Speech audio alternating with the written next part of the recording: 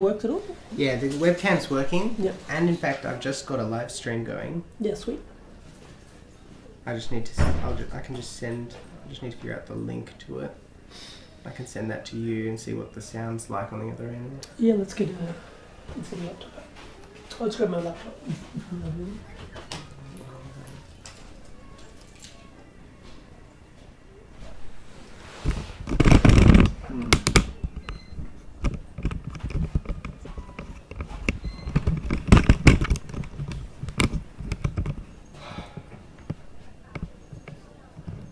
Anyway, so it's picking this up. That's good. Right.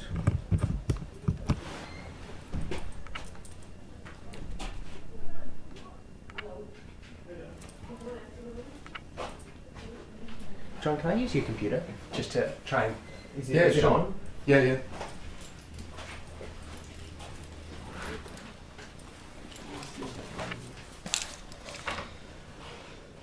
Let's see.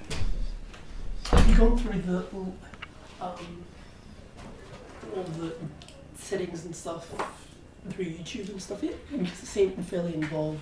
The kind of the location of the server and all this type of stuff as well, which I've seen involved. So.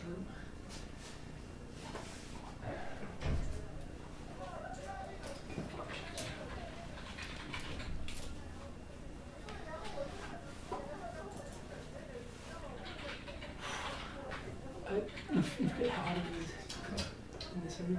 Yeah, Yeah, it's warm. it is, isn't it? I'll open the window. It's the only form of air conditioning that we have. You can't change the heat coming out of the radiator.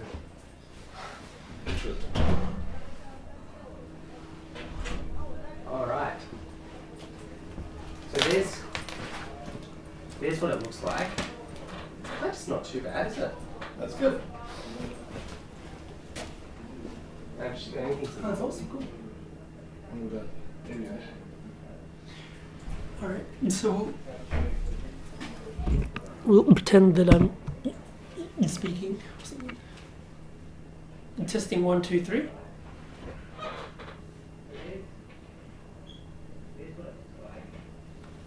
Oh, it's got like a 30-second delay or something. Yeah. That's not bad. I mean, yeah. It's okay to have a delay, really. There you are. We'll pretend that okay. It's obviously it's a lot better if you're super close. Not that So, bad. It's actually yeah. no? Yeah. It's a matter of just positioning this This. Yeah. in super close, I guess. Maybe. I've got another one Maybe higher. it's in Manning Clark 4. One. Yep. One. Yeah, that's what we're worried that we'll get way Yeah. more than 500. Yeah. It's not possible to go down and test it up on the screens right now, is it? It is if there's no one in there. It's not possible to do what? We could go and test it. Just Yeah. If there's no one in there. yeah. And then we can see exactly like what Yeah. how far away. Yeah, sure. But honestly, like as long as we get their face, it doesn't really matter. Yeah. It's not possible to go down and test it up on the screens. That's really cool. It's eerie, isn't it? Yeah. Anyway, Well, that's a that really works, good man. quality Yeah. camera. That's Yeah. great. What program did you use on your laptop? It's called XSplit Broadcaster. It's I don't know. It's just what YouTube recommended. Yeah, the audio is. So yeah, obviously there can be background and talking while the person's speaking. Yeah. So I think. If we can put it somewhere near the mic. Yeah, and the other advantage is we can actually have someone there in the room with the computer, Yeah. and they can see what the picture's like. So Yeah, if they're framed out or whatever. Yeah. Yeah. I recommend maybe A longer USB might actually be. yeah, and maybe the unclass tripod as well because it's a bit higher as well. Yeah. Anyway, shall I turn this off, the stream? Are you? That's just started streaming. Cool. Let's just select the source volume. That should be working now. I don't know why it's not. I've just probably taken the 30 seconds, man. I'll just pull it a little bit. We're on maximum volume. So we'll see. Let's see what happens. Alright. Here. Oh wow.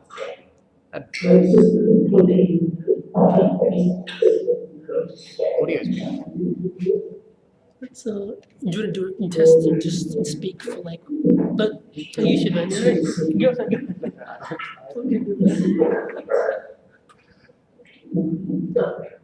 just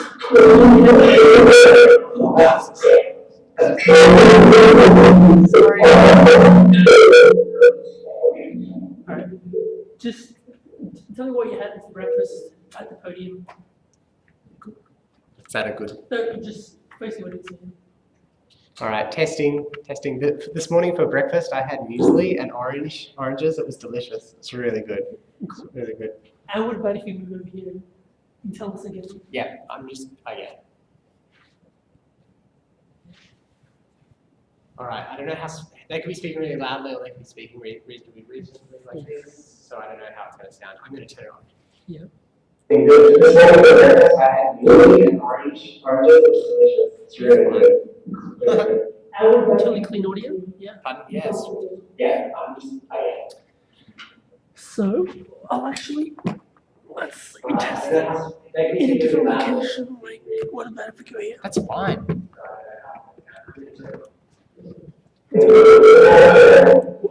I don't know what that is though. Oh, is that feeding back or something? I don't know. Maybe it's feeding back off this one here. I reckon it looks better from the side definitely anyway.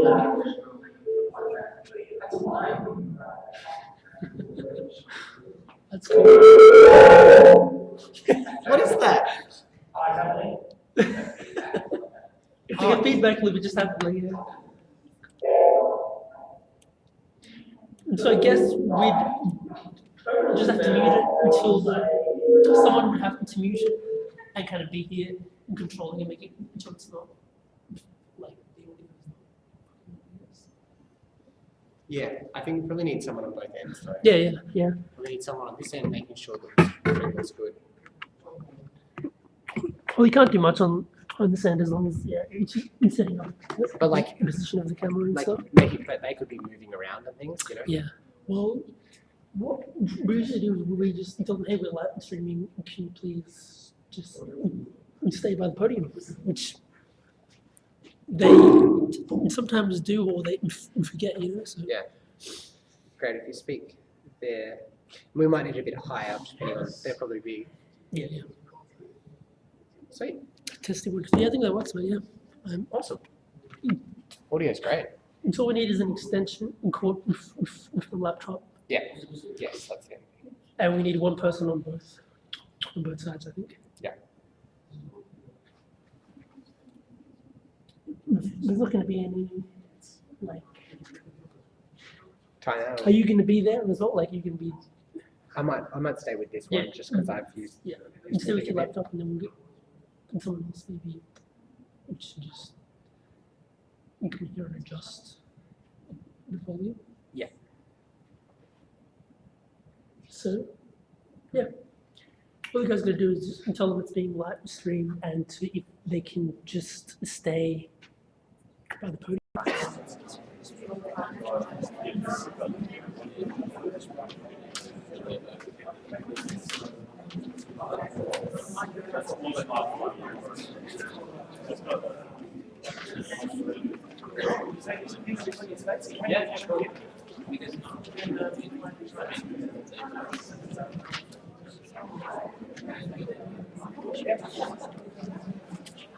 It's got 90 minutes.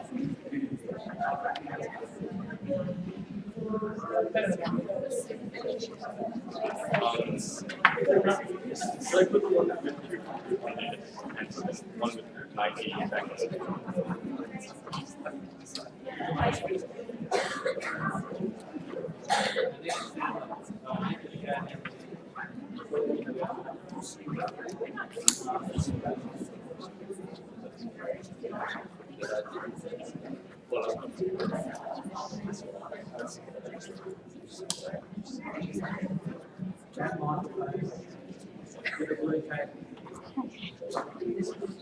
From here.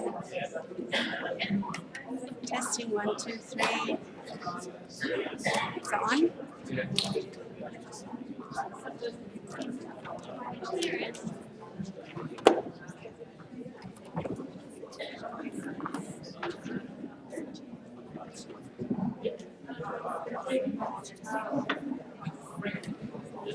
Okay, talking in.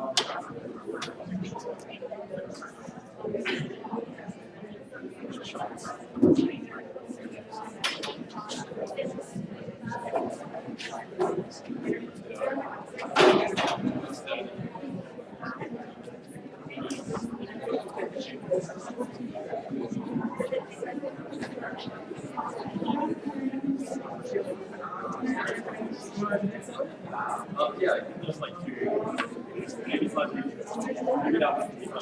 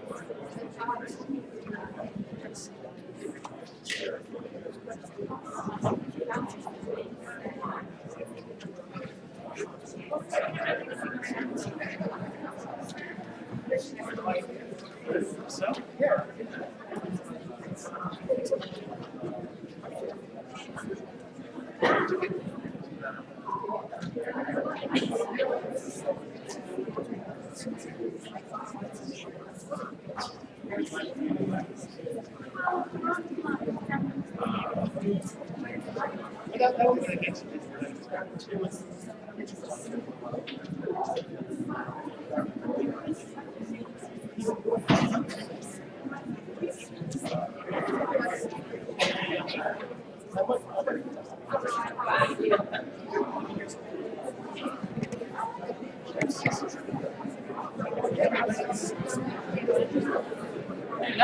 well, how you going? Could you come? No, I'm not. Could you? Okay, just stand here. Yes. I just need to frame your apologies. Okay, you're recording that. Yeah, no. Cool. Thanks, man. That's all I need. So this would go on to YouTube. Yeah. Just on the arm.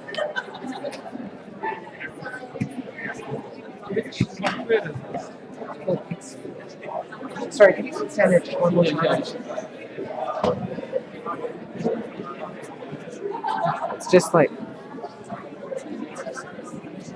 Thanks, but thank you. I don't know if we're gonna need it. No, we'll fill up.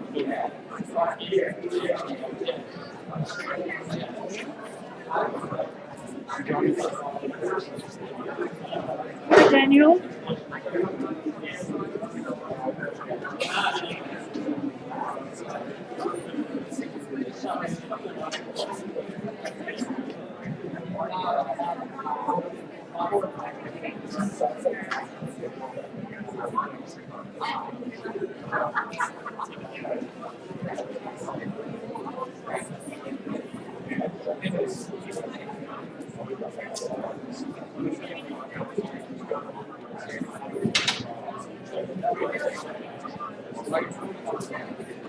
There was a black market.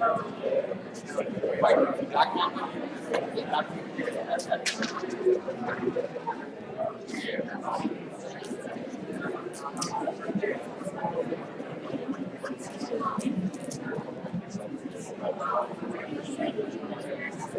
If you bring my bags, Yeah, no, sometimes.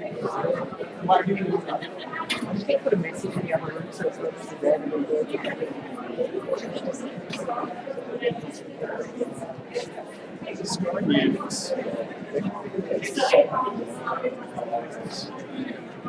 So they both found questions as well. So people who ask questions, they have to come down with did you get a sense of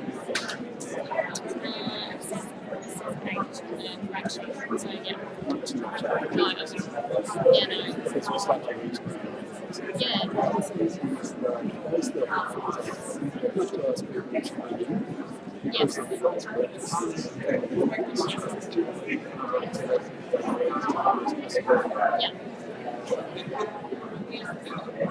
Cool. At a certain point, there's a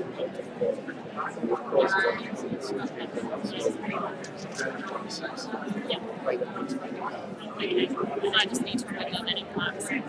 yeah, you might need to answer because that's the Yeah. Oh, yeah. you might want to say there's another lecture through, which is also struggling. Yeah, just let me know if that's the case. I'll have my phone with me so you can I'll text you. text me stuff. Yeah. I'll just turn it on silent actually.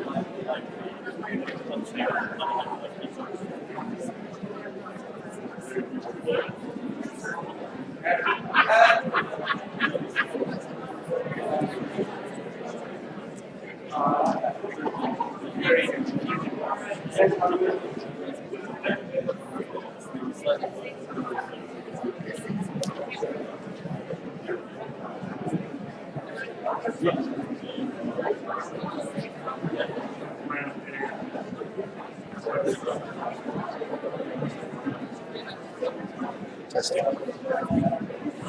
Testing 1, 2, 3. Testing 1, 2, 3. Testing 1, 2, 3.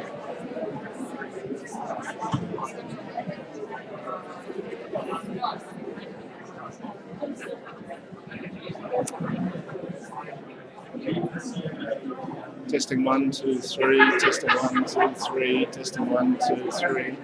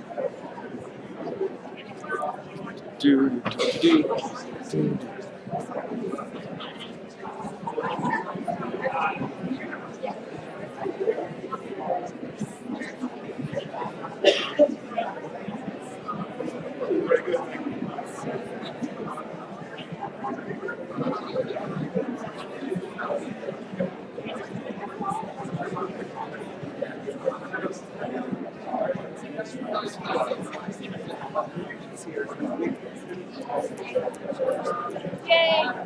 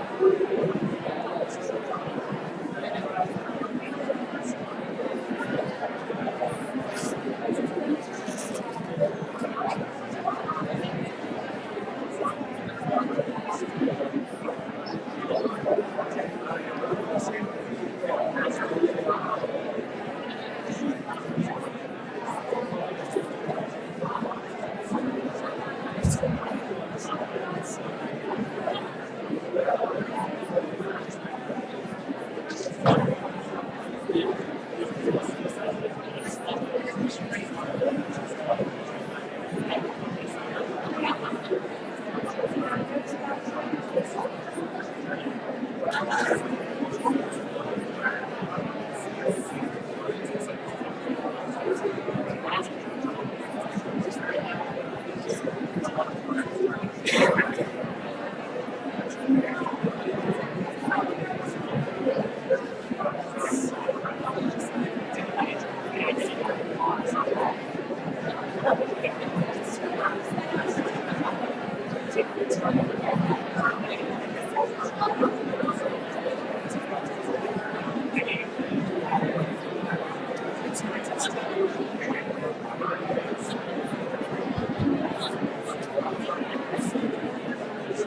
a notice for anyone who might be here from the previous mediocre event.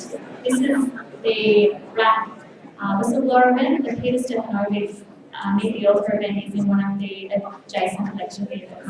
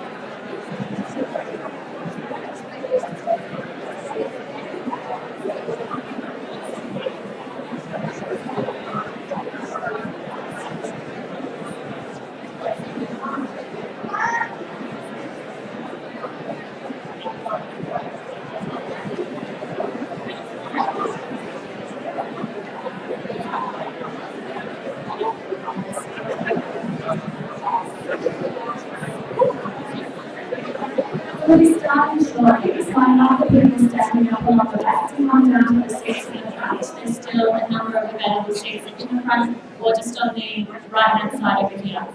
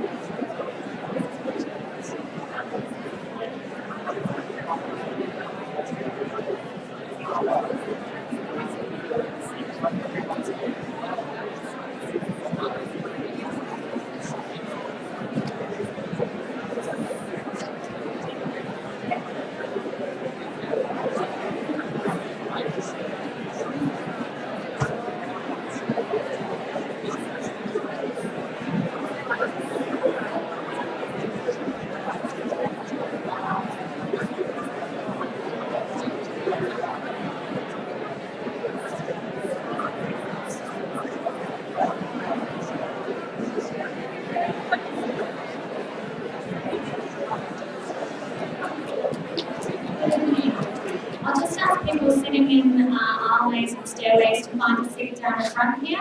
We can't have anyone sitting in aisleways or stairways owing to web health safety building requirements. So anyone sitting in the aisles or stairways, we need you to come down to these seats at the front.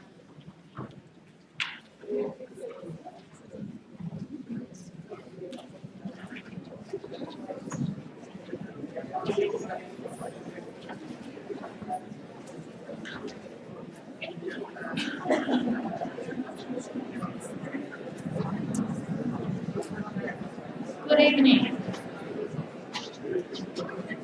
I'm Jane. I'm an associate of the Refugee Action Committee here in Canberra, and I'll be chairing this evening. Welcome to this evening's Whistleblower Defy the Government event. I would like to acknowledge the Nauru people, who are the traditional custodians of this land on which we meet.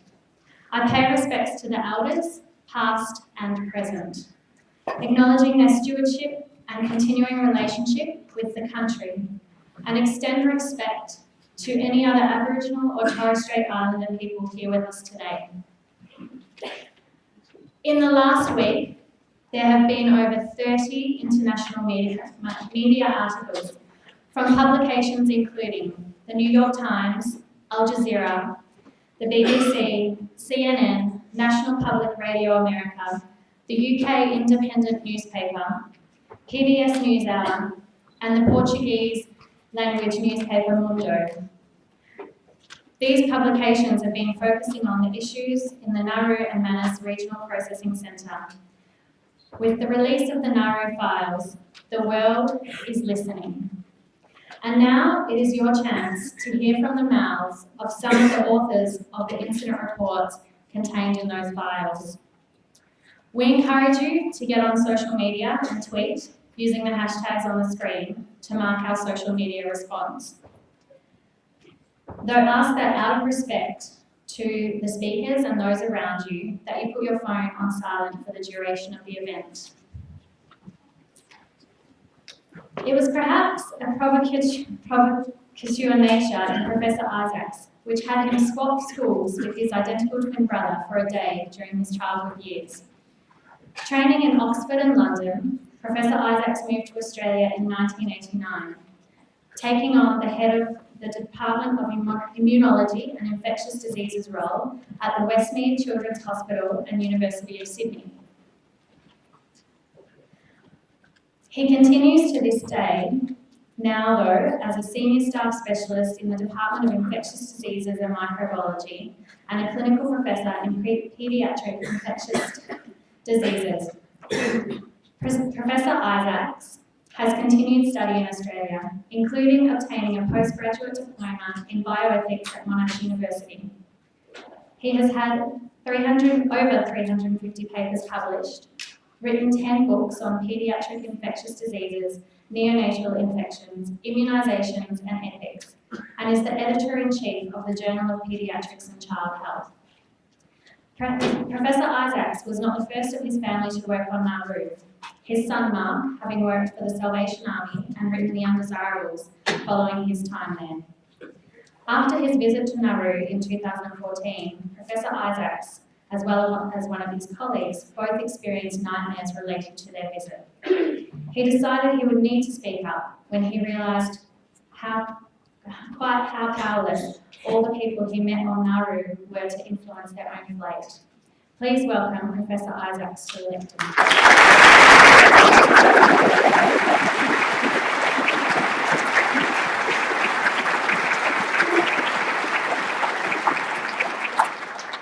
Thanks very much, Jane. I too would like to acknowledge the Ngunnawal people, their elders past and present, and pay my respects to them.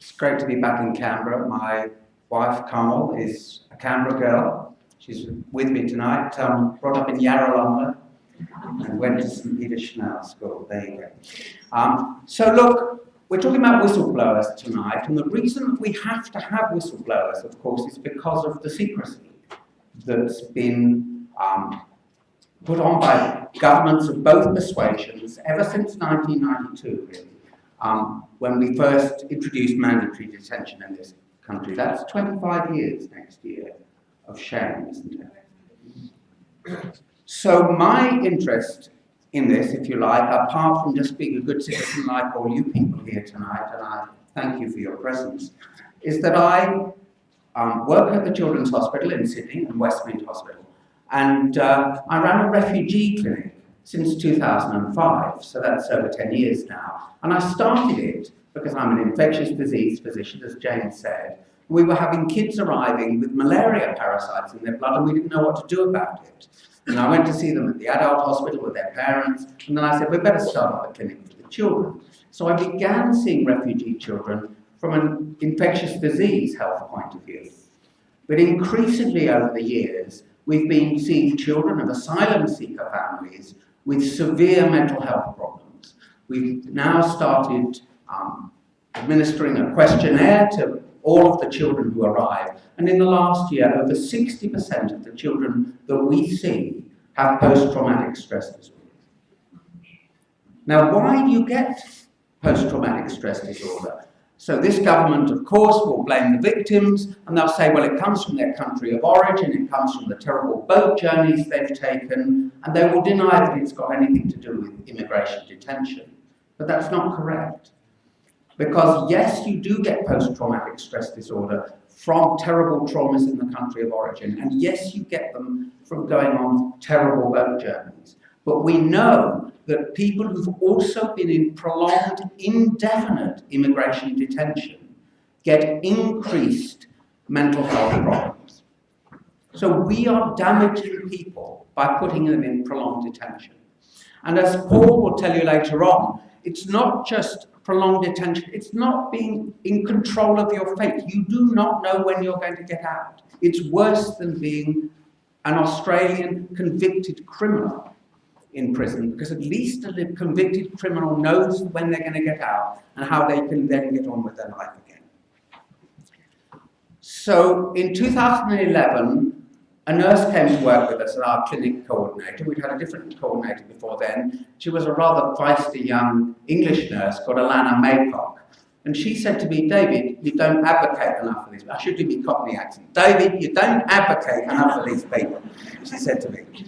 And I said, well, if you're going to advocate, you've got to have people who's going to listen to you. You've got to be able to publicise it. And I would try writing newspaper articles, and the newspaper wouldn't run them. How do you write articles about children with post-traumatic stress within your clinic? And then, as Jane said, my son Mark went to Nauru, and he went there with the Salvation Army. We'll hear later on from Hayley, and Jane herself went with the Salvation Army. Hayley went with the Save the Children, but you'll hear from other people who've worked with the Salvation Army. And basically, he went there as to try and help the men on Nauru. It was only men in those stages. And he was so horrified by what he saw that he came back, he kept a diary, and eventually he wrote it up as a book, The Undesirables, as Jane mentioned. And I think I was very, I found Mark's stress highly emotional. He was terribly upset by what he saw, and he had terrible trouble coping with it. But he was also inspiring to me. And subsequently, I was offered to go to Nauru for a short while to work with children in detention there and to see children in consultation for a very short visit, 5 days. Now, one of my colleagues, Hasanta Sakera, had been there previously and was not even allowed to see where the people lived. So I said I needed to see where the people lived, if that was the case, the tents they were living in, and I needed a nurse with me to help me. And so Alana and I went together. And we were horrified by what we saw. Every child we saw was traumatized, but really highly traumatized. We've described some of the most awful things that we saw with these children, children who were self-harming, a child as young as 6 who tried to hang herself. We saw children a 15-year-old boy who'd sewed his lips together. These were frightful things, and again and again and again we saw families who were traumatized. The parents were traumatized, the children were traumatized. They're the worst families I've ever seen, and the moral distress for us was incredible. The mothers were absolutely vulnerable. The showers were 50 to 120 meters from the tents that they were living in. So you're living in a tent, the guard can walk in any time on you in the tent, but then if you want to go for a shower, you have to, at night, run a gauntlet where there may be guards watching you. The guards would regularly look at the women in the showers. They would offer them extra time in the showers for sexual favours, which was incredibly demeaning for these women. And if they reported it, nobody would believe them. They would deny it. The guards would say that didn't happen. Women were assaulted. One of the women cried for 10 minutes on my shoulder about having been raped when she went to the shower.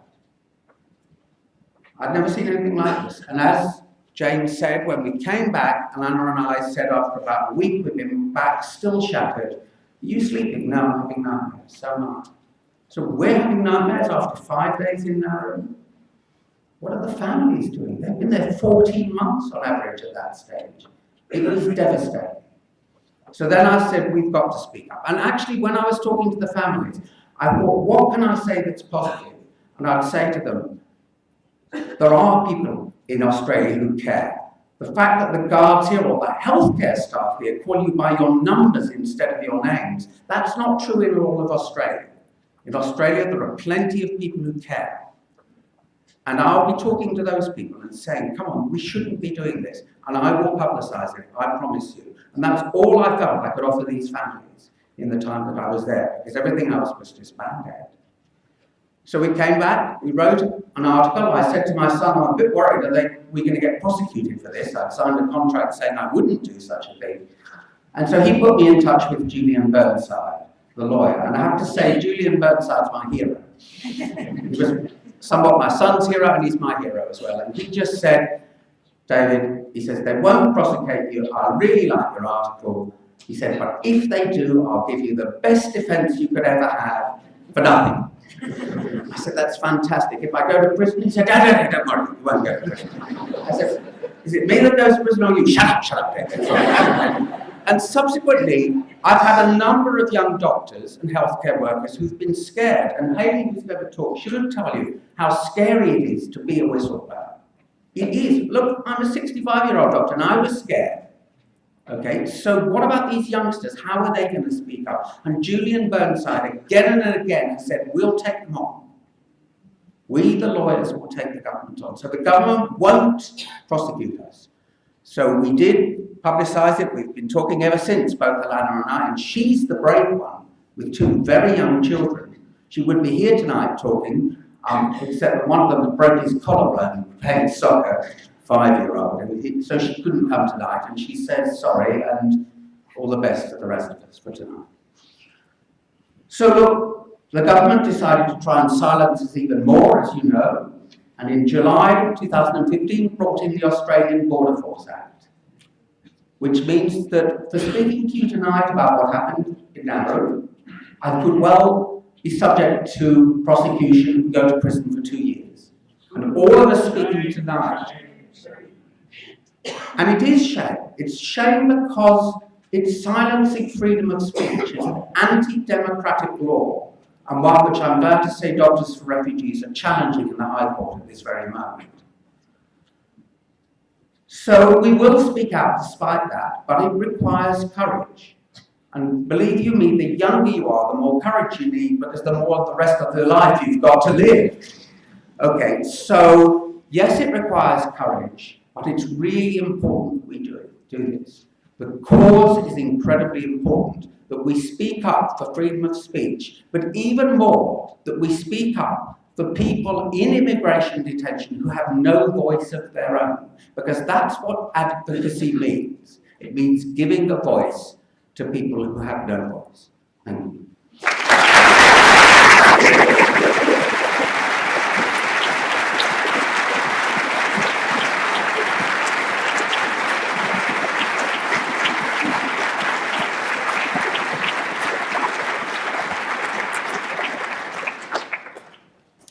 Thank you, David, for sharing your perspective, your determination to see the living conditions, to understand holistically the situation for families on Nauru, and for speaking out about the difficulty of speaking out.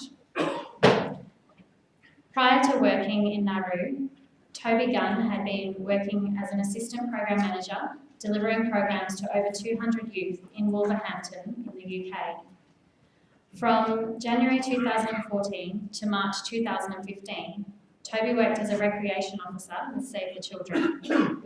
Toby has completed diploma studies in management and outdoor education and is currently studying a Bachelor of Development Studies.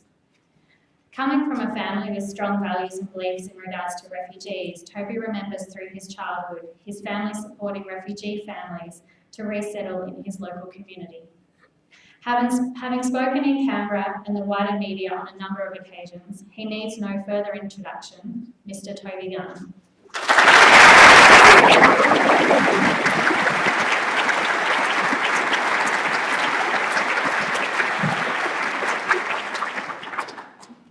Before I start my speech, I'd just like to refer to something that David said about asylum seekers going and making complaints or reporting incidents that occurred. It went beyond this as well, and there's an actual article in The Guardian about a 5-year-old girl being struck by a guard. And I say it went beyond this because even when staff witnessed incidents, they still got dismissed. So I'm not going to talk about that today, but I gave an interview to The Guardian because that incident was dismissed. And I found out about that incident being dismissed and found out that that abuser for over a year had not been found and could have had access to kids again when I was back in Australia when I had left. And that's when Wilson Security told the parliamentary inquiry they had insufficient information. Yet we gave his name. Yet their second in command responded to the incident. I've spoken here in Canberra 4 times now. So sorry for those who have heard me before. What I am saying about abuse, deplorable conditions, and a system which breaks people must be getting hard to hear. In fact, it's getting hard to hear for all of us. As month on month, yet another tragic story breaks. I'm sorry that I cannot paint a happy ending, as that would be a lie. If you choose to start taking a stand, to start questioning friends, family, politicians, to put the rights of a child, a human's first, I can tell you it's too late. Some things cannot be undone. However, although we cannot undo the torture and abuses we have subjected these men, women and children to, we can do the right thing, and we must. We must provide them with the support and safety that was their only crime in seeking in the first place. We must provide the services they require to start their road to recovery, with the knowledge that some may never recover. On my first rotation to Nauru, I remember sitting down with my department manager to talk through the aims and outcomes of the program in the family camp. I remember thinking to myself, wow, what a substandard program. However, looking back now and thinking about it, I think, how the hell did we manage to maintain and run that program? We went 11 months without new resources. Our 3.5 hours per day of programs was the only time children had access to toys. As staff, we were buying material with our own money and bringing it over in our luggage. This was not a substitute. We had just under 200 kids to provide for. Heat in sessions exceeded feel-like temperatures of above 50 degrees. We had a 1:15 ratio, which later turned to 1:30. This was not appropriate or adequate when working with highly traumatised children. My naivety was simple.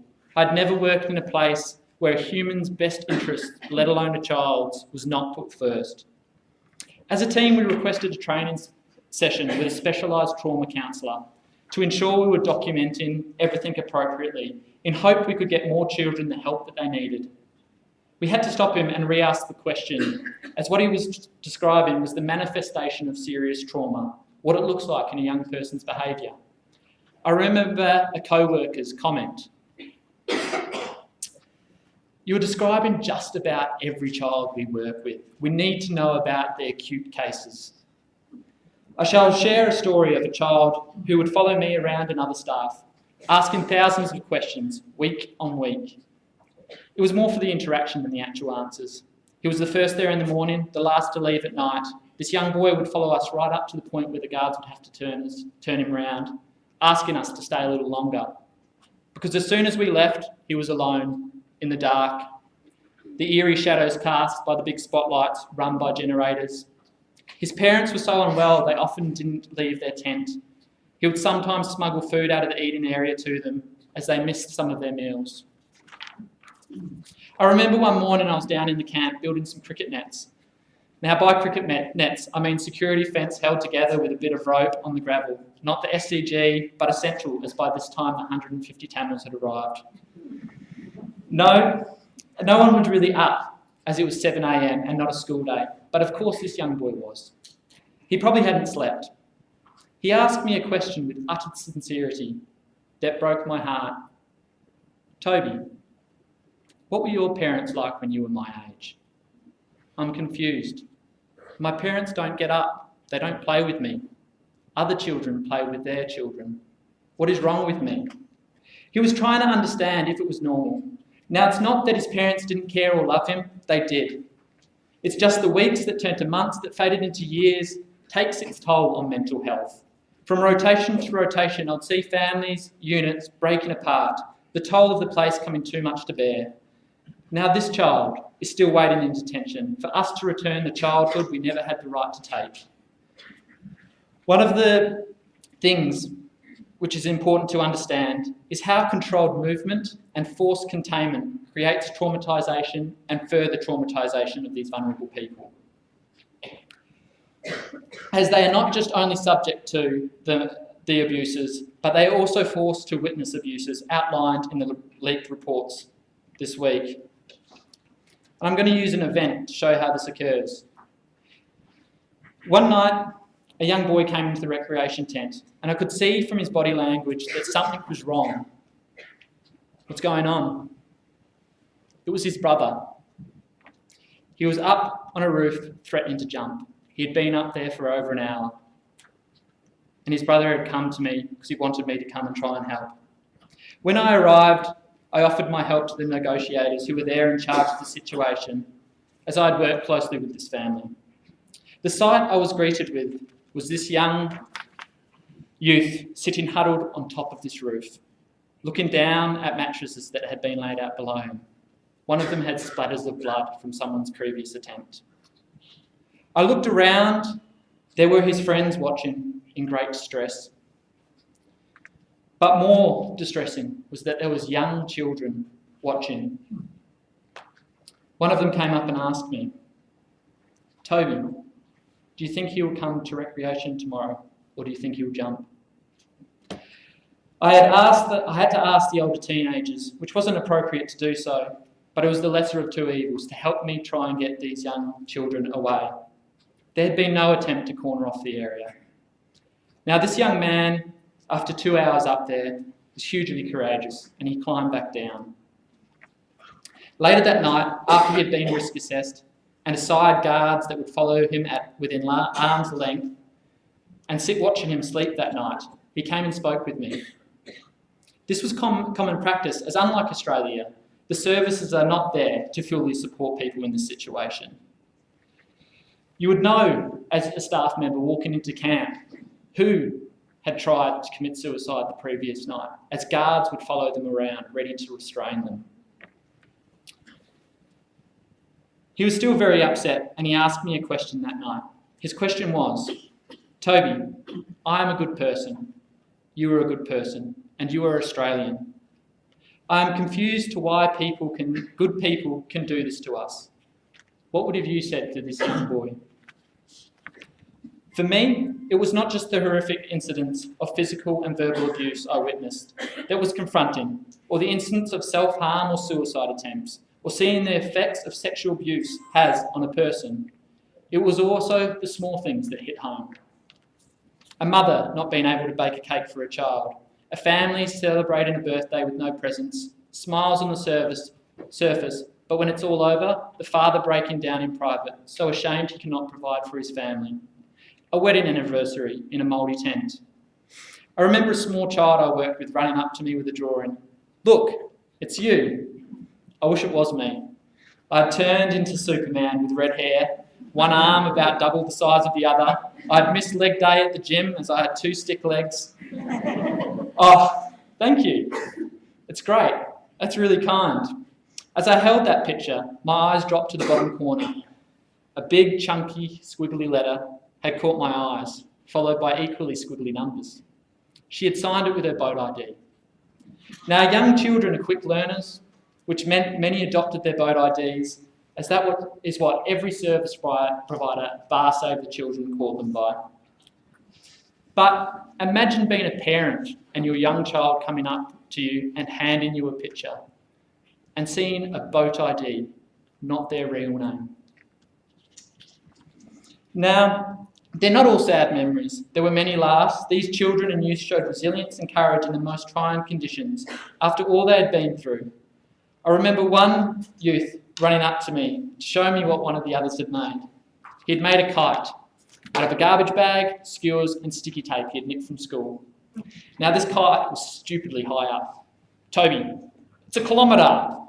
I could hardly see it, but I wasn't going to give him that credit. Nah, definitely not. No, Toby, I've measured it. With a big, toothy grin, he said, "Toby, let's just say my teeth aren't too clean." What do you mean? He laughed. "Well, it's 1.5 years worth of tooth floss tied together." It was sourced from all his mates. I think there was a lot of unflossed teeth in the camp. 2 hours later, when he managed to pull it down, he brought it to me, show me how he made it. It was a very, very delicate operation to pull that kite back down. Now, I had to control a laugh when I saw it, as there was a very distinguishable, not so flattering cartoon on a piece of paper stuck on top of that kite. It said, "Fuck Tony Abbott." Freedom.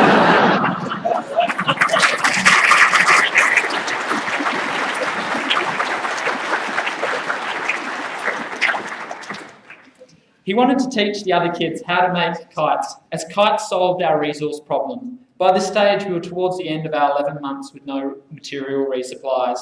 This kite, Toby, you only need rubbish bags, sticky tape, and skills, and a lot of tooth floss. He gave another reason, though, why to teach the other children. And that reason was, Toby, when I fly it, I feel free. These children were inspiration in the midst of all the hurt. Their passions, their dreams, their talents, their jokes and smiles, their support for one another shone through. And maybe this is the biggest tragedy on all of this, that Australia didn't even give them a chance. I can tell you that we would have had a few amazing artists for Newtown and Sydney, a couple of stand-up comedians for Melbourne, a policymaker for Canberra who had more idea of the issues and systematic problems in the centre than all the managers combined, a young lady that would utterly be worthy of leading the UN one day, a leader we could all get behind. And she still might. I cannot describe the courage this young lady showed. She was battling such personal hardship, yet she always was there, standing up for people who'd been downtrodden, not faltering at what was needed to resolve the situation. And last of all, man, our A-League soccer competition might actually be worth watching. Now, the 2,000 reports that have been leaked paint a true picture of what I experienced and witnessed on the ground. We've seen in the media a lot of individual cases of abuse being published. However, I want to make a few broader points. If so many abuses are occurring, it's telling you something beyond individual acts by perpetrators and predators. Like the training of staff is not adequate for the situation they are working in. The infrastructure is not appropriate. The systems used by service providers are flawed. We need to hold account not just the individuals committing acts of abuse. Abuse on this scale does not occur through individuals. It occurs through the institutionalisation of abuse and the institutionalised acceptance of abuse. Whether it be incompetence or knowingly, those who oversee and have allowed abuse to continue are the kingpins to this system of abuse. It seems as a nation we have got to the point where we can no longer read one more article. It's too much, or maybe we find enough moral comfort from the government saying it has been dealt with, another report, another investigation, another inquiry being done, or simply saying it's been fabricated. So there's no need to act. Why question it if that might destroy that moral comfort and land responsibility on our laps? The pinnacle of this was when Peter Dutton stated, asylum seekers have self-emulated to get to Australia. As a nation, there was but a murmur. We did not jump up in outrage. You and I are not stupid. We know pouring fuel over your body and setting it alight almost guarantees you will die. When you are dead, you are nowhere. You're not in Australia. You're dead. So why did we accept this as a nation? I'm not sure. But maybe that absurd comment again in some way comforted us, that these extreme abuses outlined in official documents leaked were just part of asylum seekers' plans to get here. I recently gave an interview where the photographer halfway through broke down into tears from the recounting of my story, my experiences in Nauru. She said two important points afterwards. First, we as Australians have got too used to pushing these stories aside. She said, now, more than ever, we must not take the easy way out. We must confront these stories and understand them. So after tonight, please read some of the reports that have been leaked. Read what you and I have paid for. I can tell you it won't be easy, as it wasn't easy for me to witness them, nor to write them, and the many others not included in that leak. As the cost of our inaction as Australians are penned into these reports, inked into history, these are first-hand, frontline accounts, not rumours, not speculation. They give a small but shocking insight into the systematic abuse of men, women and children who sought safety from us. What is absent in these reports are the childhoods lost, the families broken, and the ongoing effects that this abuse leaves on the lives of innocent people. Thank you.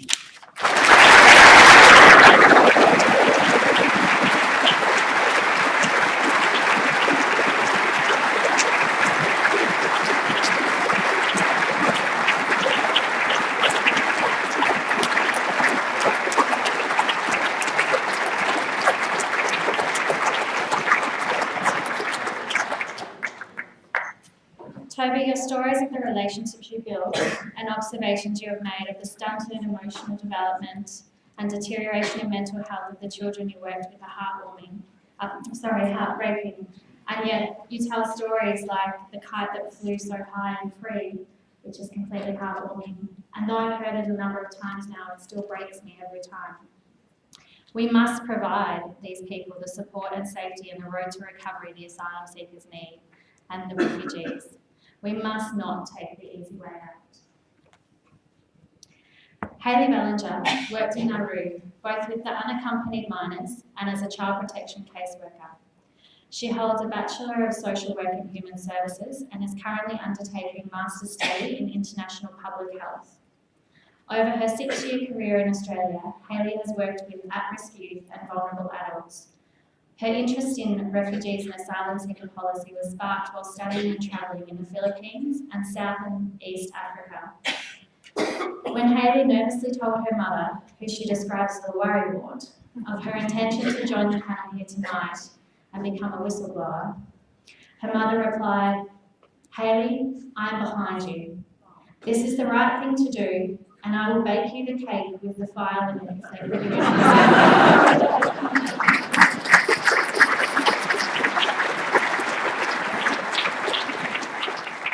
Please welcome, speaking publicly about her time in Nauru for the very first time, here tonight with us, Hayley Bellinger.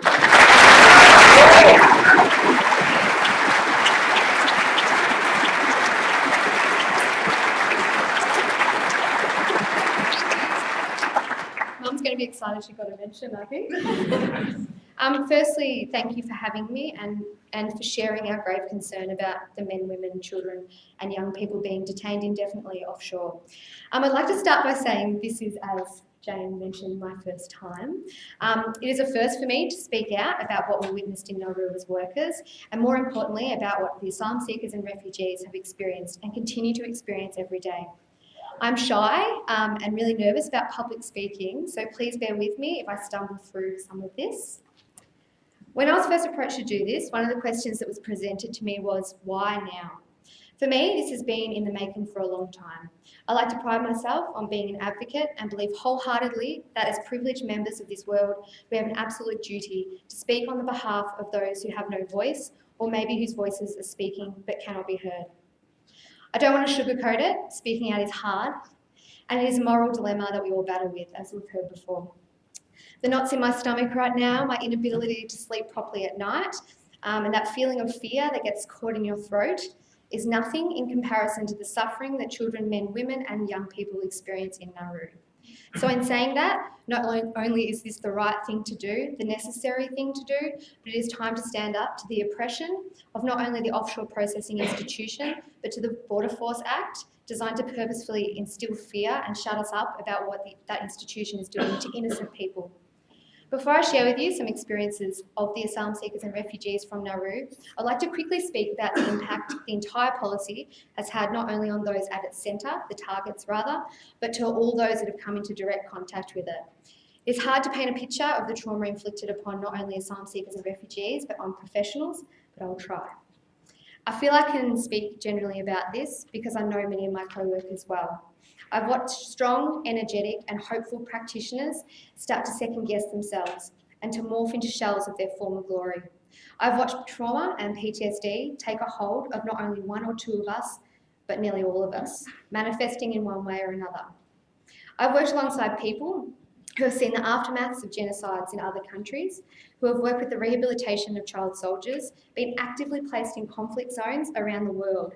And these professionals, with a wealth of experience, resilience and passion, who do the jobs the rest of us cannot even fathom, have been broken in one way or another by what they have witnessed in Nauru. I myself have spent time working in countries with significant poverty, conflict, displacement and suffering, but have never felt before what I have experienced emotionally, psychologically and physically in the aftermath of Nauru. If this policy was not damaging to the extent that it is, then the workers and witnesses coming out of Nauru wouldn't be as damaged as we are either. Of course, at the core of this issue are the innocent men, women, children and young people suffering the direct impacts of this policy. If we as workers are damaged, imagine the magnitude of their damage and the extent of their suffering. I've witnessed some of the impacts of this suffering firsthand, both the seemingly smaller incidences and the larger scale critical ones. I worked for 6 months with 29 unaccompanied minors, all male, under the age of 18, and all without their families. They were constantly grouped together, separated from the rest of the camp, separated on the buses from the other students, while always being referred to by the acronym UANs. A cruel reminder every day, not that they could ever forget that they were there without their loved ones. The young men were extremely resilient, highly traumatised as all the people in the camp, but they also somehow held their brilliant personalities intact. Despite being able to make us laugh on a daily basis due to their admirable outlooks marked by their persistent hope that things would change one day, they still reached breaking point. The incident report that has been released in the 2000 that was leaked outlines the mass self-harm in the form of cutting with razor blades that happened on the day they got pushed to their limit. I was in the camp with them that day. I can say that not only is the fact that young people spiraled so low that they felt they had nothing left to do but to cut themselves, that the lead up to it, that is not documented so well, is indicative of the oppression they experience that leads to incidences like this. Leading up to the 26th of September, which is when it happened, what is not shown in the reports but is well documented elsewhere, is that prior to this, there are months upon months of stagnant life, of waiting unsure of the future and of attempting to access channels of advocacy that simply get shut down. These young men were organised, articulate, and extremely dignified in their suffering. They saw themselves deteriorating and they knew they deserved better. They used to organise themselves, talk softly and calmly together, and then approach a member of staff, often one of us, and request an audience with our managers. They would then speak openly and incredibly bravely, not with anger or resentment, but with clever appeal to their human rights. They wanted to speak to the Department of Immigration, and they wanted answers about their refugee status determinations. They wanted to know why they had been transferred from Christmas Island to Nauru with promises of being resettled, when months later they were still languishing in detention. Then when the people on Christmas Island, the majority who had come on the exact same boat to Australia, got offered temporary protection visas, and Scott Morrison delivered a video message to those still rotting in Nauru, stating, "You will never come here." They did not throw anything, they did not cry, they did not yell, and they did not scream. I wanted to yell and scream. I wanted to put holes in those stupid tents and I wanted to punch a hole in the TV. What kind of crap was this? What kind of justice was this? The same boat. I was unbelievably impressed with their dignity, although at this stage I would not have blamed them for losing it. The basis of their survival is built upon one dream, freedom, and they just got told, no way. And not by someone face to face, despite there being many representatives of the department on island, and despite all the previous requests they had made. It was through a video of Morrison. How offensive. After this, they warned us all of their inability to cope. They didn't simply react, they tried to get help to manage their deteriorating mental health. They organised themselves into a peaceful protest and sat on the rocks for about 24 hours, in the rain and in the sun. They were trying to bring attention to their plight, and they were not doing it in an angry or aggressive way. They were doing the right thing. Remember, these are teenagers, they're like 14 to 17. They got met with no support and no acknowledgement.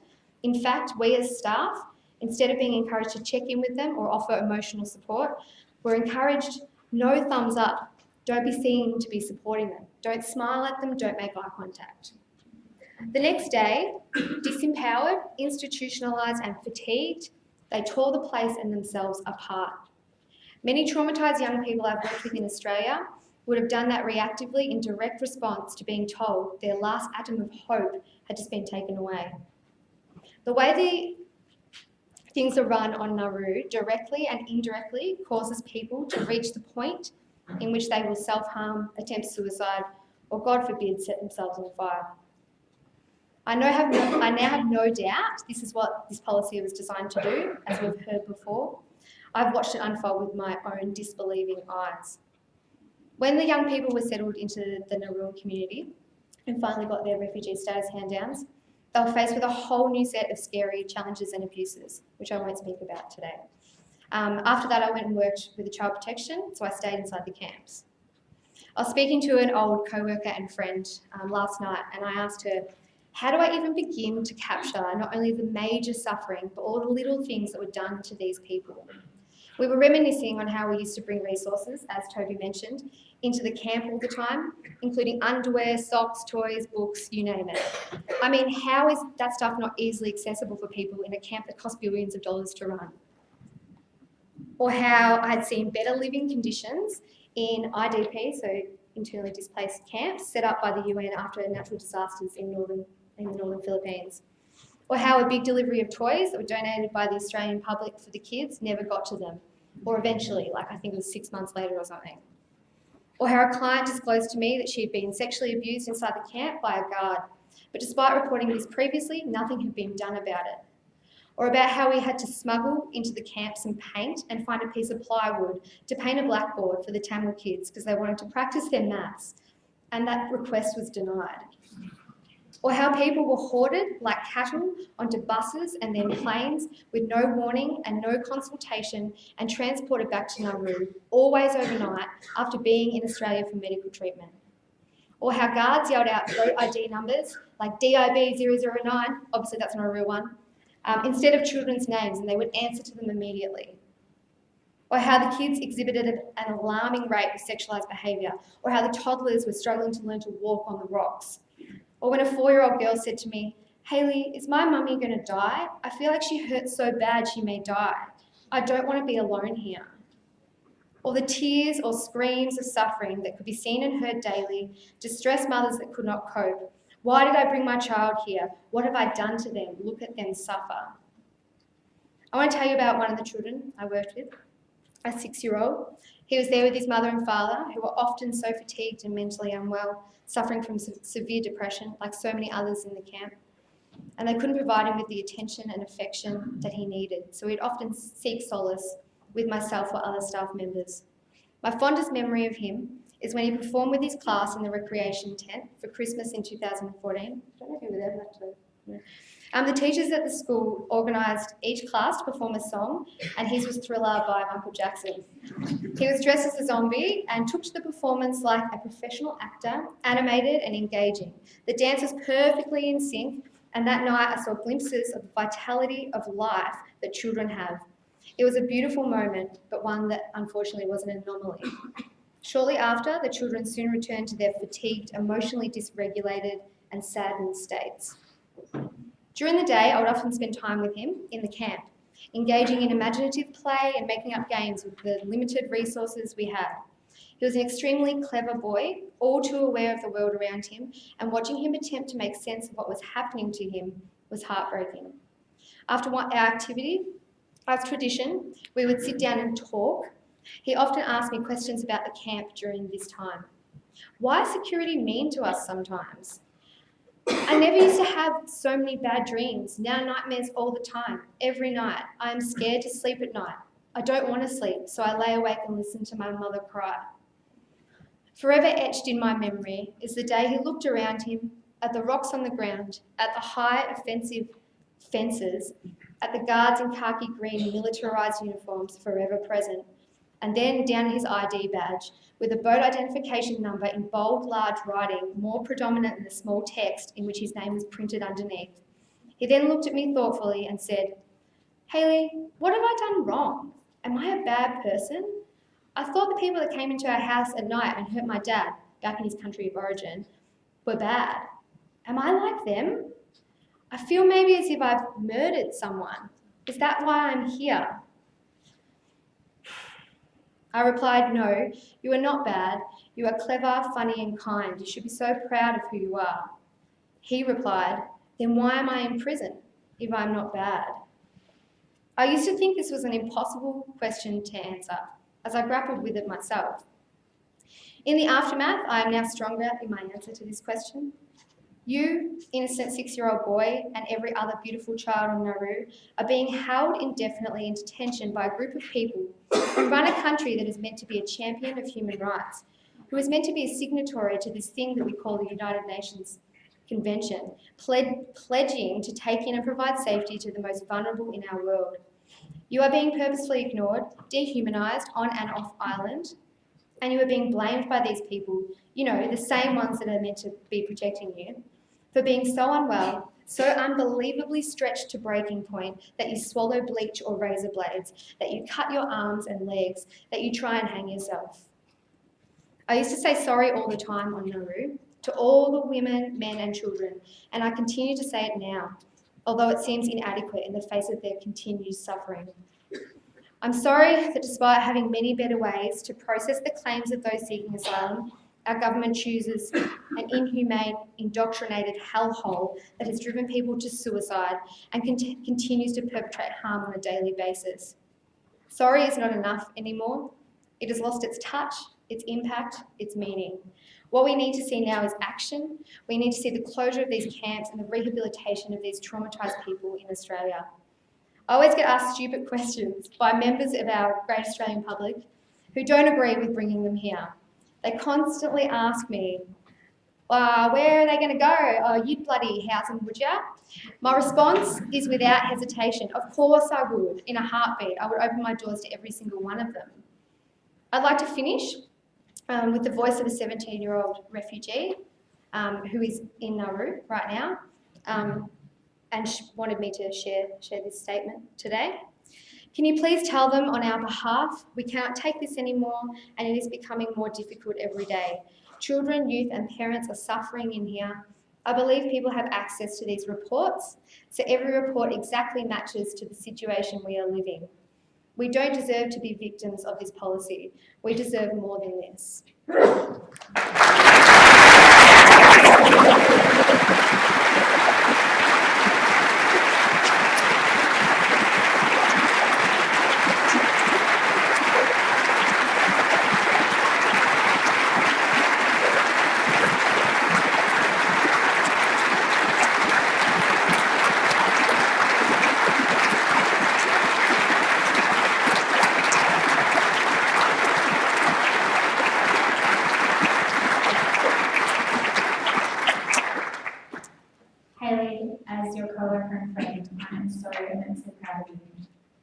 Your passion and care for those you worked with and supported is immense.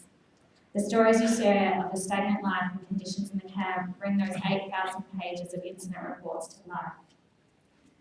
While the damage to trained professionals is significant, it pales in comparison to the impacts of indefinite detention and the limbo that the asylum seekers and refugees on Nauru are left in. So finally, it's probably a very fitting note that we have Paul Stevenson speak to us. Paul holds a certificate in social welfare, a Bachelor of Arts, a graduate diploma in psychology and a Masters of Psychology.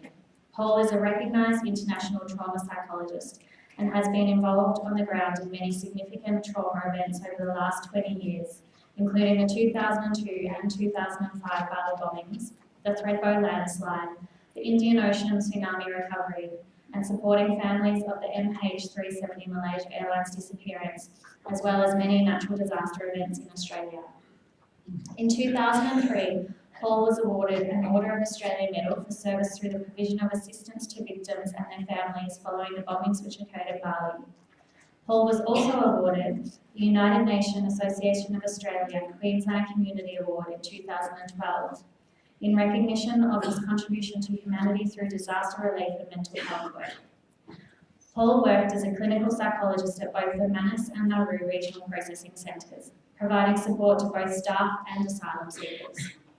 On speaking out, Paul has said that social justice contends that in the absence of knowing the right thing to do, one cannot justify continuing knowingly to do the wrong thing. He also has told me that at 50, he learned to be brave, and at 60, he learned to be fearless. Please extend a warm welcome to Mr. Paul Stevenson.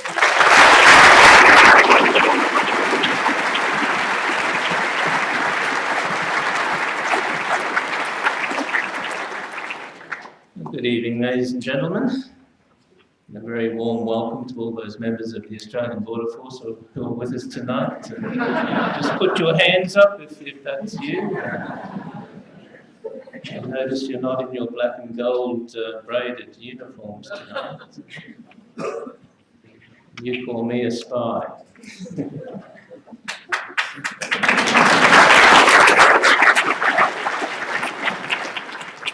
Firstly, tonight I'd like to talk about the sexual misconduct on Nauru, and then talk a little about whistleblowing as we go. I spent a year on Nauru and Manus Island between July 2014 and July 2015, and I'll talk mostly about Nauru rather than Manus Island. There's a situation on Nauru where there's an incredible prevalence of sexual misconduct. And I think rather than attribute blame and prejudice and try to just hate people for what they do, I think as a psychologist and a traumatologist, it's more important for me to talk about why these things happen and what we can do to prevent them from happening. So let's have a look at Nauru for a moment. It's about the size of Melbourne Airport, 21 square kilometres, and there's 8,000 Indigenous inhabitants of Nauru. Through the centuries, of course, as breeding and inbreeding takes place, there's quite a lot of mix of the gene pool, and you get a situation where you get a particular style of person that comes out of this. It's like a melting pot there. The indigenous Nauruan is about 5 foot tall and about 5 foot round. They have the highest rate of obesity in the world, and they have the highest rate of type 2 diabetes in the world. And when you look at the sexual conduct of this very tribal, ancestral kind of community, what you find is that it's an incredibly Christian-based island. It's split down the middle between Protestant and Catholic. I don't know why that happened, but in about the mid-1800s, even with the experience of Ireland, the bishops decided it would be better, and the missionaries decided it would be better just to split the island in Catholic and Protestant. But what's happened is that you have a very sexually repressed group of people, because on Nauru there's no pornography, there's no Facebook, there's no movie cinema, there are no R-rated movies, there is nothing on TV that's not beyond the general exhibition. The other thing we throw into this mix is that it's a matriarchal society. Descendancy on Nauru is passed down from mother to daughter. Only women can own land on Nauru. Women have status on Nauru. And so what you've got, particularly amongst the young men on Nauru, is this incredible sexual repression. They have no sexual expression of any kind until they are married. And when they are married, they will marry one of their own in a traditional tribal ceremony. And so these young, short, round men only know short, round women. Until you get 17 nationalities of exotic women from Iran, from Iraq, and Sri Lanka, and Burma, and places like that. You've got these, for the first time, an experience where these young Nauruan men, who are the guards at the centre, come into contact with a different kind of woman. Add to that the fact that they are guarding these women, and that puts them in a position of power and authority, which they don't get at home. At home, it's an emasculated group, but in the centre, very naive, sexually naive Nauruan guards have power and authority over exotic women. You can imagine where that gets us to. The incidents that are described in the files are incidences of opportunistic sexual perversion and flirtation, seduction, and grooming. The guards necessarily will take the opportunity to peek inside a tent flap, to enter a shower recess when a woman is showering, to exchange cigarettes in terms of sexual favour, or just indulge themselves in inappropriate verbal expressions to women about what they're going to do to them when they leave the centre and they go down into the community and when they track them down. This situation on Nauru breeds one of the highest rates of domestic violence in the world. And there is no law against domestic violence in Nauru. It's the fact that men can only express themselves in oftentimes drunken anger. The other side of the story is just as important to understand. Imagine if you're a single adult female and you're incarcerated on an island in the middle of the Pacific indeterminately.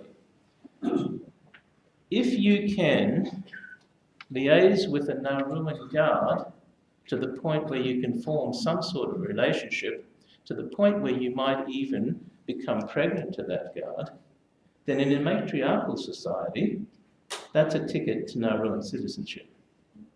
And when you have Nauruan citizenship, you can go anywhere in the world. If you seduce an Australian expat guard to the point where you become pregnant to that guard, then you have a ticket to Australia. And this is a very, very desperate situation that we've provided here for these people. Now, I'm not blaming anybody. What I'm suggesting to you is that we have set up a situation where we have caused this problem sociologically, psychologically, anthropologically to exist. And we have to understand that to be able to find the resolution to it.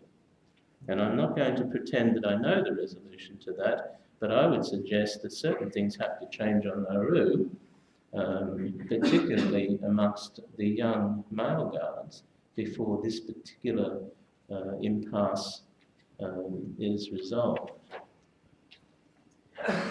While I was on Nauru working as a psychologist and traumatologist, I had extensive training sessions to the guards and also the cultural advisors and the behavioural management people there on those issues of grooming, seduction, flirtation, just so that we could try for everybody to understand that this sort of situation requires a discipline. And of course, as Hayley and Toby have also alluded, it extends to children. Children are easy pickings for sexual predators on Nauru. And one of the reasons for that, again, from a sociological point of view, is that I've seen that there is a lack of attachment between the parents and the children. When you live in indefinite detention, you relinquish many of your responsibilities in life because people are making decisions for you and you're helpless and hopeless to make decisions on your own. And so parents don't attach to their children so much. They leave their children in the hands of Save the Children and the recreation officers and the teachers, and they detach from their children. And it's totally reasonable that they would, because they're depressed, because they have PTSD, and because they live in an environment where they don't know from one day to the next whether those children are going to be taken from them or whether they're going to suffer a disease and die. So I guess my message as an advocate and as a whistleblower is all about let's be serious about what we say and responsible about what we say and make sure that we try to analyse things before we become emotionally involved with them. One story of a rape that I'd like to talk about just briefly is a well publicised and controversial case of a young woman who at 28 years of age was out on day leave from the camp, and she was viciously raped by a Nauruan male in the community. Now, without going into detail, this was not a vaginal rape, but it was a rape. It was a very vicious one. She was taken by the Nauru police to the watch house and questioned for 3 hours before she was allowed to get to the hospital. Although she was bleeding, she had incredible lacerations due to the viciousness of this. At the hospital, she was only seen by male doctors and she was petrified. She had 3 weeks in the IHMS trying to recover from the physical bruising and lacerations that she endured during this rape. But she said emphatically, I was not raped. She said it to the police and the police dropped the charges and they didn't investigate. She said it to the IHMS team, she said it to Wilson security officers who escorted her to and from the hospital. She made it quite clear she was not raped. And the reason why is because it was not vaginal. And her sense of shame as an Iranian lady, as an Iranian woman, is that it would bring shame upon her family and she would never be able to marry. She was a single woman at 28. Still a daughter, not a woman, even though you can be a woman at 13 if you're married. While ever she vehemently declared that this was not a rape, the papers took it up, the story got out, and we re-victimised her as advocates and as whistleblowers because we believed that it wasn't right and it wasn't just and it shouldn't have happened. But we took on our westernised view of this and we completely dismissed her wishes. And ladies and gentlemen, I have to say to you that many advocates do this. We re-victimise the people that we are trying to help because we need it to be sensational. It's very clear that the governments of both persuasions in Australia have painted themselves into a corner with regard to offshore detention. They are obstinate, they are arrogant, and they are unwilling to move, and it's bipartisan. It's bipartisan between both the Labor and the coalition governments. That's why it didn't get to the news during the election. Neither party wanted anything to be said about offshore detention leading up to the last federal election. I've given interviews all over the world since speaking up, but very few here in Australia. Whistleblowing. It's going to get you into a lot of trouble. If you care about money, forget it, because it'll ruin your job, it'll ruin your reputation, it'll ruin your career. At my time in life now, I don't mind that so much because my kids are grown, I don't have a house mortgage to pay for, and I don't have many needs. And quite frankly, 2 years in jail will give me time to do my PhD.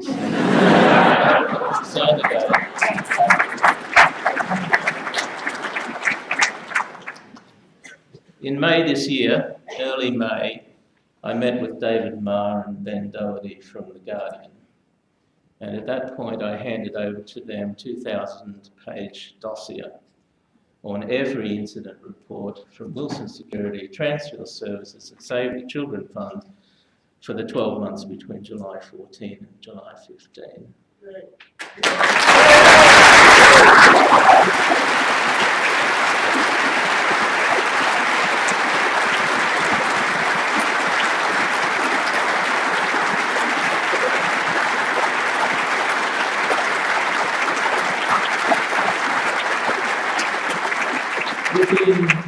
Within 2 hours of The Guardian going live, I received a dismissal from my contract with PsyCare on Nauru. The email just said your services are no longer required. It's hard when you blow the whistle. At 60, I have nothing. I have no home. I live in a mobile home. I have no assets, I have no investments, I have no superannuation, I have no job. But it's still worthwhile because it's right. And what I've known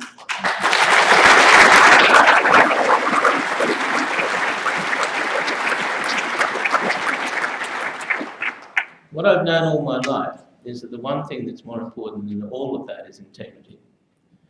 And I know that when I do the right thing, things work out. They do. They just work out somehow. And so I'd like to encourage everybody in this audience tonight to do everything that's right and not to worry too much about the consequences. I don't believe the Border Force will lock me up. I don't think they'll be willing to. And I think, and this is a very encouraging show tonight, I think we're at a tipping point. I really do.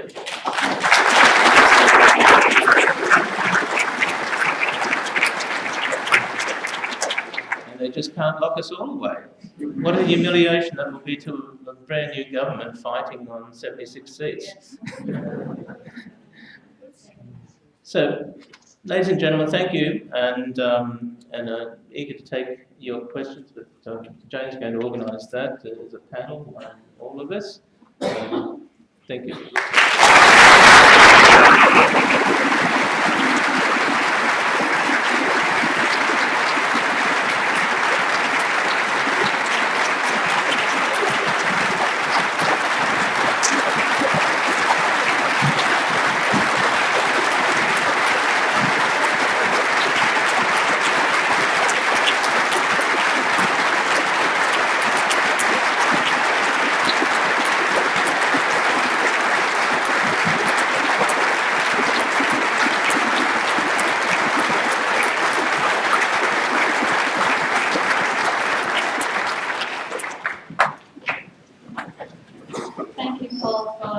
So simply unpacking the toxic situation that has been set up on Nauru, the equation of opportunistic sexual perversion, the repression, the mono species, introduction of exotic other species, and the power and authority.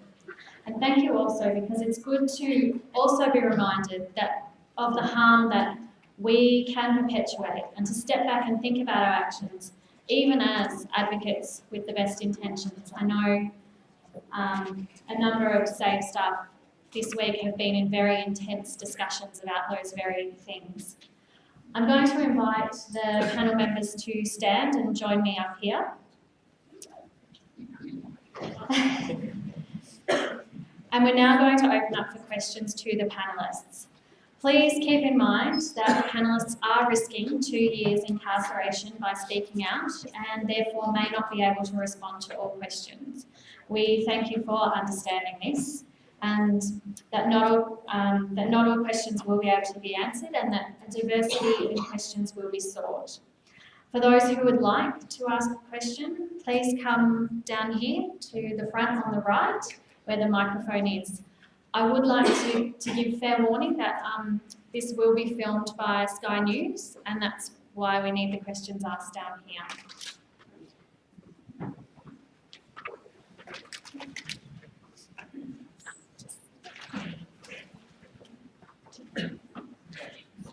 I would like to ask Paul Stevens, with his expertise in psychology and sociology.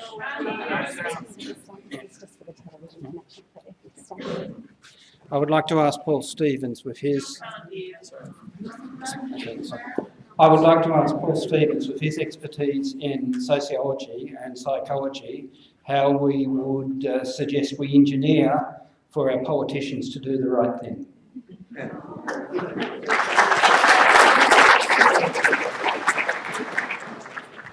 Well, the first thing is to get to speak with them, and of course they won't. I've made many requests to speak with Malcolm Turnbull, both from the United Nations in the capacity of a committee member of the United Nations Australia, and also as an advocate, but of course he won't speak with me. The insidious situation is that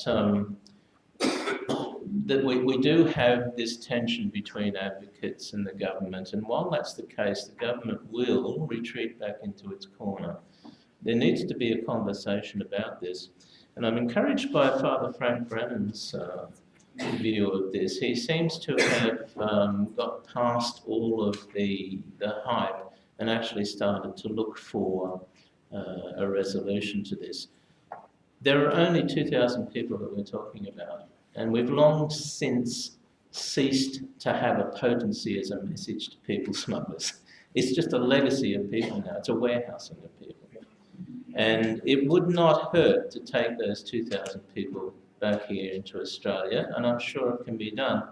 We took in 56,000 Indo-Chinese between 1976 and 1981. We took in 74,000 Vietnamese after the Vietnam War, and we took in hundreds of thousands after the Second World War, the Vietnam and the Second World War. We have a history of being able to assimilate people into our country, and we're talking about 2,000. Gosh, there are 500 people in this room. It's only 4 of these rooms. If you put those people in a suburban shopping centre on a Sunday morning, you wouldn't see them. If you put them in the MCG, gosh, we're not talking about a lot of people here, but we are talking about a huge impact to their lives, and I think that we should just bring them in.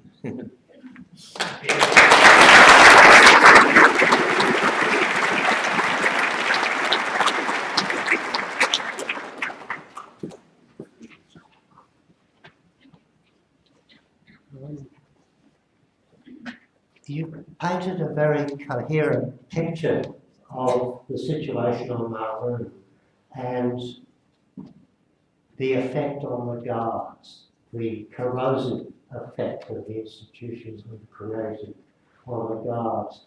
But this is culturally very specific to Nauru. I can also imagine in a more Australian context, and perhaps this is more relevant to Manus, that there would also develop a culture of corruption. The enemy of the crooked cop is the straight cop. So as soon as someone comes into such a situation, pressures start to build to corrupt even the innocent at the start, and to perpetuate the cycle so that it can carry on. It's a self-preservation mechanism for the already corrupted to corrupt. Could you speak to that? Given that our panellists have experience on Nauru and Manus, we'll take that as a comment.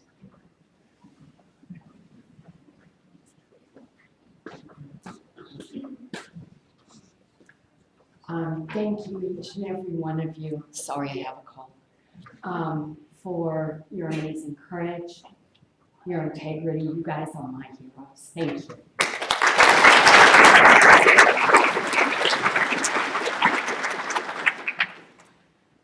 My question is this. I know as an ordinary citizen, I write letters to the editor, some of them even get published. I make phone calls, I rally, I show up at places like this, and nothing's moving. I've read several articles recently that say we're close to a tipping point. So my question from each of your points of view is, A, what can we do to support you in your activities to help us get us over that tipping point? And B, do we actually have to resort to self-harm and starvation to get our parliamentarians to think about humanity?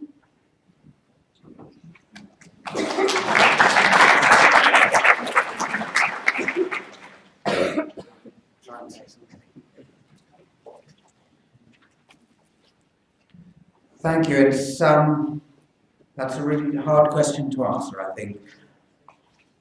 I'm like Paul, I have some optimism. I feel that the message that we have to do is to persuade the Australian public of what's going on. I don't think we can persuade the Australian government themselves because they're just not listening. So Paul says he tries to talk to them. I've tried to talk. I've said, go on, sue me, invoke the Border Force Act, send us all to prison sort of thing, and they won't. Because they don't want to take it on, because they're afraid of what the public will say. So we have to take the public with us. And I'm essentially an optimist, and I believe that the Australian public are good people. And they've been sold lies. But people change with time. I'm old enough to have been around during the Vietnam War and to have seen countries like England and Australia and the USA very pro-Vietnam War. And within a few years, we were all anti-Vietnam War.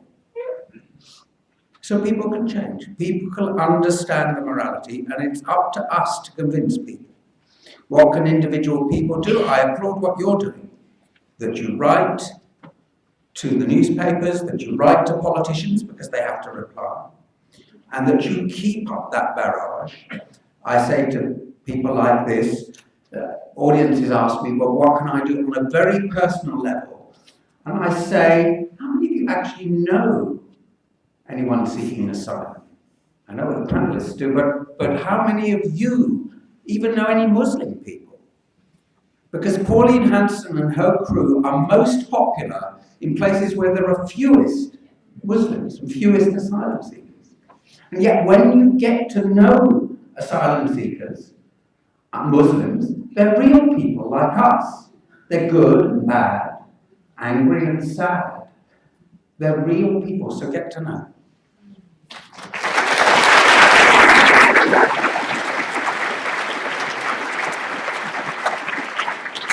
Just a very quick comment, if you want to know what you can do, support The Guardian, because it is The Guardian.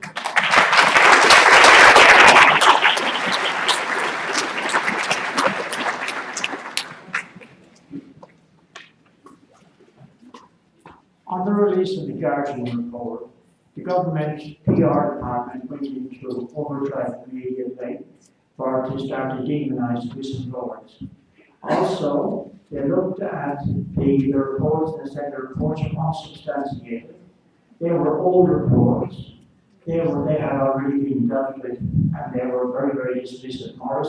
From Morrison to Dublin. And now we have an ally on the One Nation group, it looks like. So how much more proof do we need that things have gone seriously wrong in terms of human rights? How much do we need to perform a controlled experiment to convince some of these people that things aren't right? When we come to look at the right of the Australian people to know, when the Border Force Act was brought down, that Border Force Act, I think it was implemented not only to silence the whistleblowers, but it was out there, I got the invitation for to actually terrorise the Australian population and shut the population up. I think somehow the Australian population have a right to know what's being done in their name. And it would be very interesting to see if that Border Force Act, with its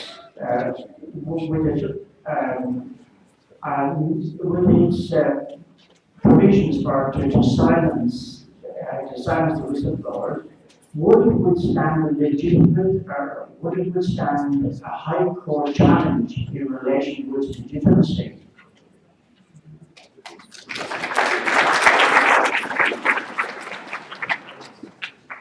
Yes, it will stand challenge. It's interesting that David and I got exactly the same advice from Julian Burnside, that let the lawyers fight this, and it will stand up in a court of law, and we will be vindicated.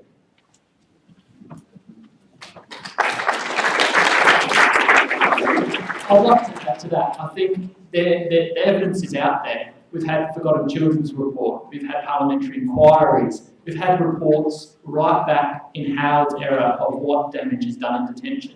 What we need to do now is engage with that evidence as people and spread it, because we're just not engaging. There's 2,000 documents that have just been leaked, and I can testament that I've written more documents that are of a critical nature, that are of a major nature, that are of a minor nature, that is down to an information report, that are not included. This has happened over a very short period of time, 2,000 incidents.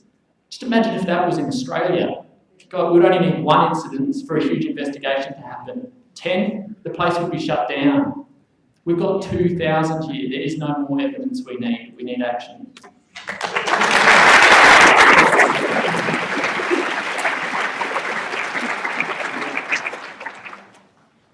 I don't know whether everybody's aware, but in today's Sydney Morning Herald there was an article saying the Royal Commission into institutionalised sexual abuse is contemplating covering Manus and Nauru in terms of a full-scale Royal Commission inquiry. I'd just like to know what your comments are as far as the possibility. Well, it seems from the article that it will actually go ahead, but I'm just wondering what effect you think it would have.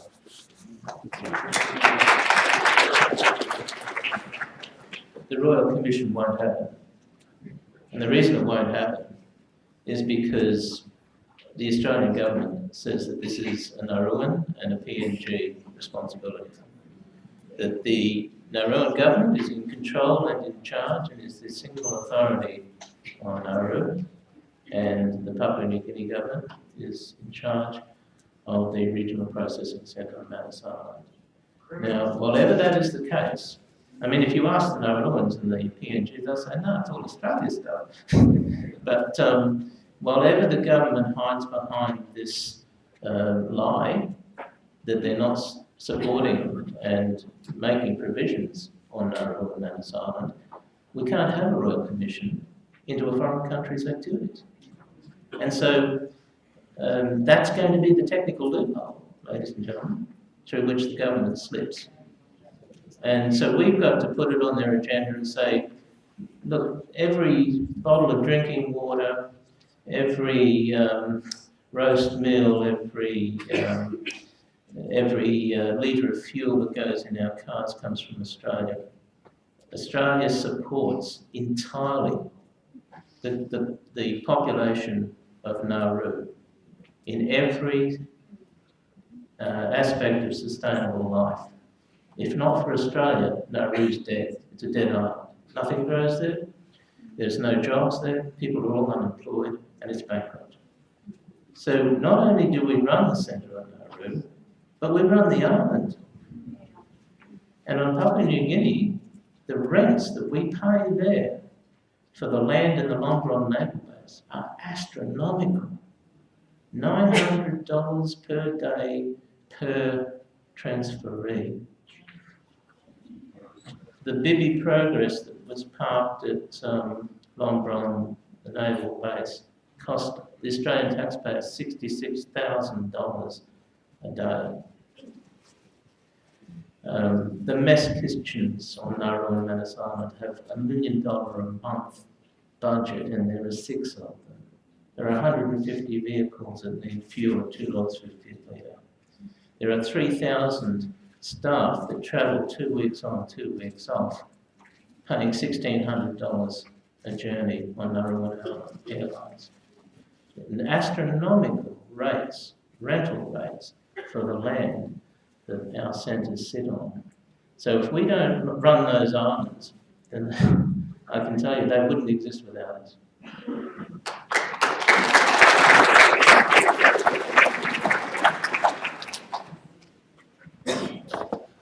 I agree very much with David, but not Paul so much, because we didn't make these detention centres, these concentration camps appear. Nobody in this room did. Turnbull did. Abbott did. Dutton did. We can't really... The politicians know about the kind of abuses that are happening. Can I ask you a question, please? Yeah. I will. Thank you. The politicians know about the kind of abuses that are happening, and that's why they are hiding them. There's been operational secrecy for how long now? And there is a section of the population that we can look to. There's like in RAC's position paper on the nature of the problem and what we can do about it, come back to the way that we used to do things, just put them in hostels and allow them to, get an education and assimilate themselves into society. There's a third of the population that will just be happy to let them in. There's a third of the population that doesn't like this, And there's a third in between that has been fooled by some sort of, turnbacks are safer than like deaths at sea crap. We can actually do more, and we have been doing a lot, and RAC has been doing a lot in getting people aware, getting things like this happening, but we can also protest against the government. We can protest like we will be doing next Tuesday at the intersection of Northbourne and Barry Drive, because, well, we can be active, we can be loud, and there's very good reasons to do so. The government aren't going to listen to reason like Frank Brennan thinks. They're not going to listen to us. We don't have any bargaining chips here. We can't just say, okay, if we moderate our position and say, okay, you can let in like a few people, maybe you guys will do that. No, they're doing this because of racism. So we've got one final question and then we'll be finishing for the evening.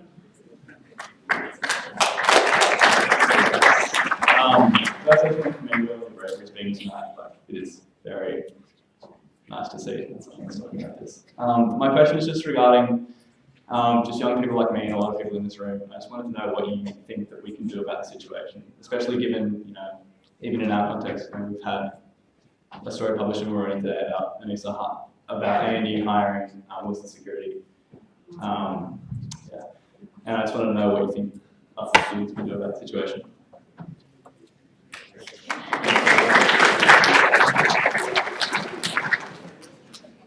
I think, yeah, it is a hard question. Where do we go from now?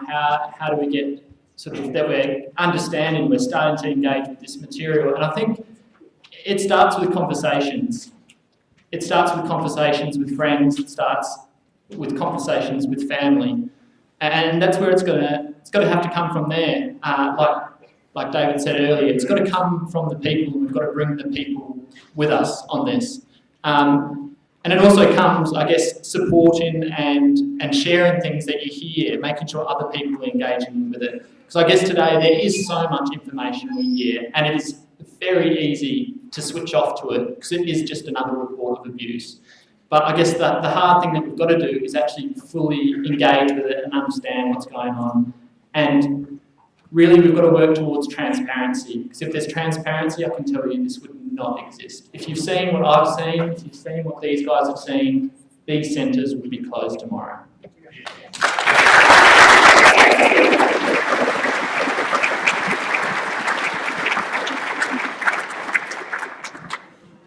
Thank you so much for staying with us tonight. And a really, really massive thank you to our four speakers here this evening: David Isaacs, Toby Young, Katie Nunn, and Paul Stevens.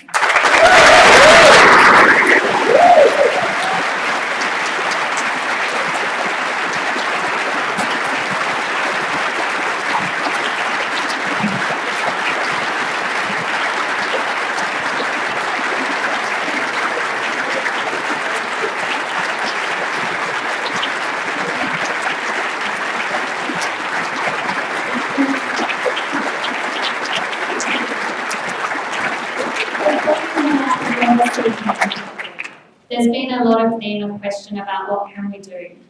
So I wanted to draw your attention to a snap action that's going to be occurring in 1 week's time on the 23rd of August about closing the camps and bringing them here. 5:30 to 6:30 p.m. at the Northbourne Avenue Barry Drive intersection. There's also the Manus Lives Matters. Manus Lives Matter, which is showing compassionate support to the most isolated men detained on Manus Island by sending phone credit or parcels. Sister Jane, Tim and Kath are here, and they'll be in the foyer afterwards this evening. There's also the pledge for Just Refugee policy, which we encourage you to take a leaflet and sign up, pass it on to your friends. And we also have RAC sign-up sheets in the foyer. So for people who want to get involved in RAC and want to understand a bit more about what's going on with the issues, the RAC sign-up sheets are there. The final thing that we have is that this evening does cost a lot of money to put together, and so there will be donation buckets in the foyer on leaving tonight. Please join us afterwards in the foyer for refreshments, and again, thank you for your time this evening.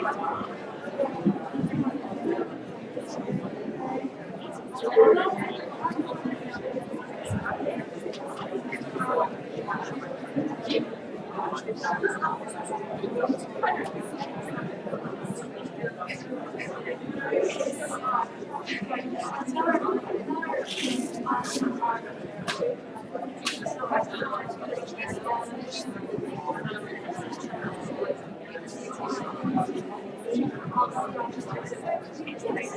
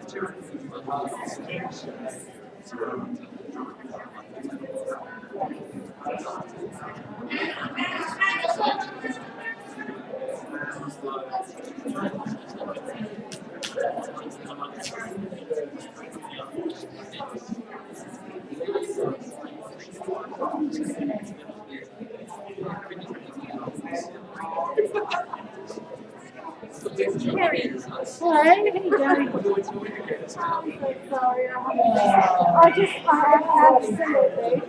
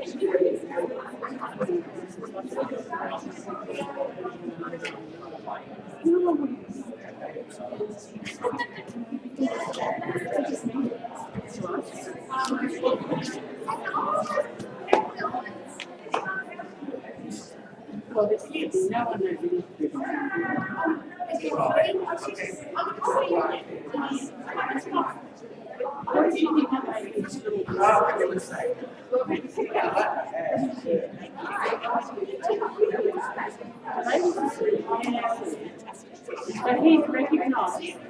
Yeah. Oh.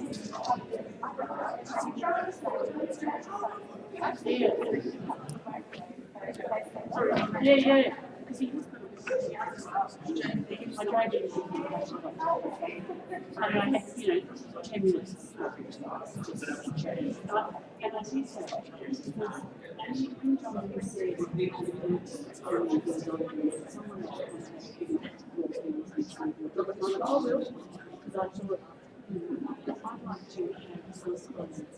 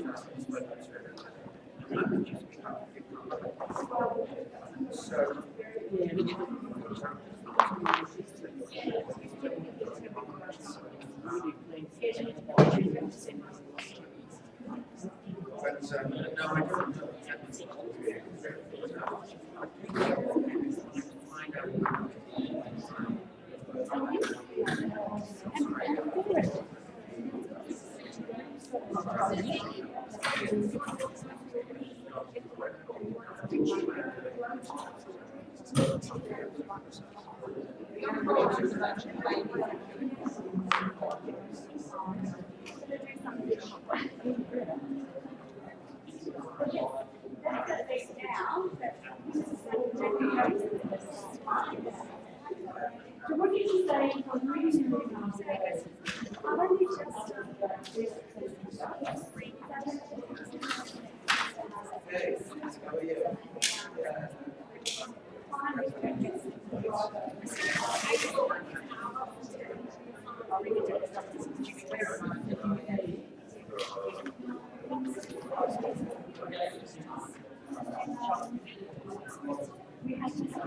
It's a special way of doing this, so like,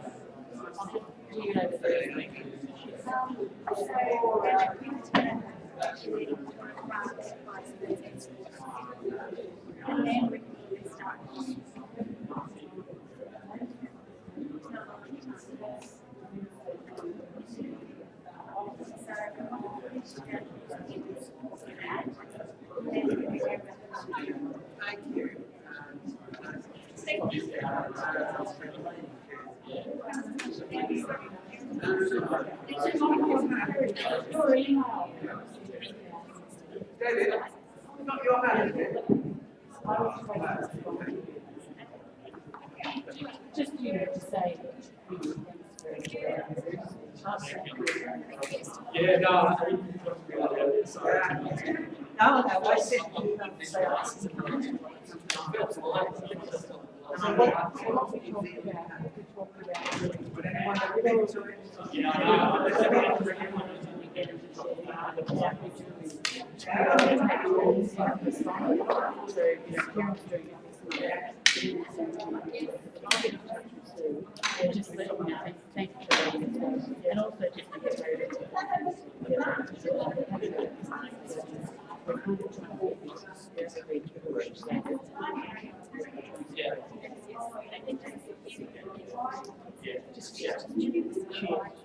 and also that was the one thing that gets me. Where it's neat to see them as kids. And they're just being kids.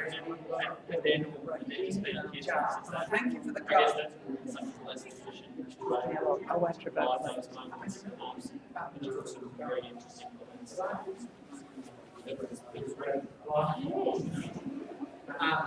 Raise the arm there. And I'm just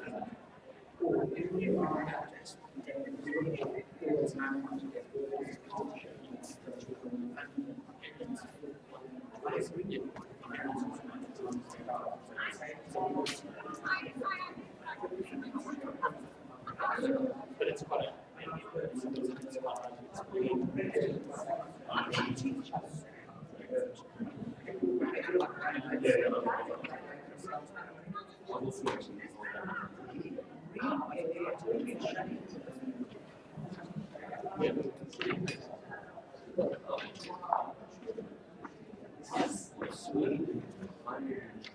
Yes.